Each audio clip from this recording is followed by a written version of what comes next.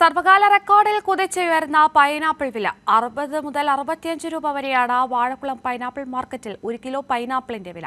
കഴിഞ്ഞ കുറച്ച് വർഷങ്ങളായുള്ള ഏറ്റവും ഉയർന്ന വിലയാണ് പൈനാപ്പിൾ എത്തിയിരിക്കുന്നത്. വേനൽ കടുത്തതോടെ ഉൽപ്പാദനത്തിനുണ്ടായ കുറവും കേരള വിപണിയിൽ ആവശ്യം വർദ്ധിച്ചതും ദക്ഷിണേന്ത്യൻ സംസ്ഥാനങ്ങളിലേക്ക് കൂടുതലായി കയറ്റിവിട്ടതുമാണ് സംസ്ഥാനത്ത് പൈനാപ്പിളിന്റെ വില വർദ്ധിക്കാനിടയായത്. കഴിഞ്ഞ ആഴ്ചകളിൽ 1000 ടണ്ണിലധികം പൈനാപ്പിളുകളാണ് വടക്കേ ഇന്ത്യൻ സംസ്ഥാനങ്ങളിലേക്ക് കയറ്റിവിട്ടത്.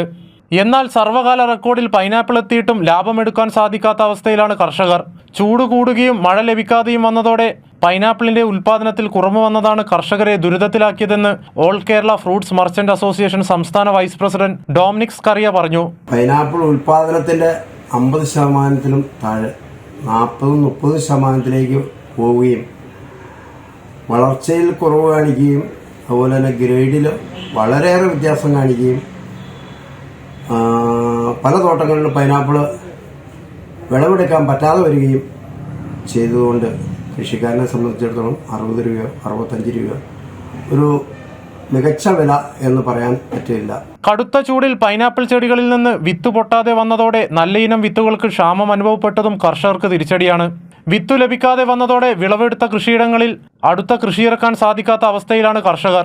ദീർഘനാളായുള്ള കാത്തിരിപ്പിനൊടുവിൽ പൈനാപ്പിളിന്റെ വില റെക്കോർഡിലെത്തിയിട്ടും കർഷകരുടെ ദുരിതത്തിന് അറുതിയായില്ല. കടുത്ത ചൂടും വലിയ വിലയും കുറഞ്ഞ ഉൽപ്പാദനമായതിനാൽ ലാഭമെടുക്കാൻ സാധിക്കുന്നില്ല.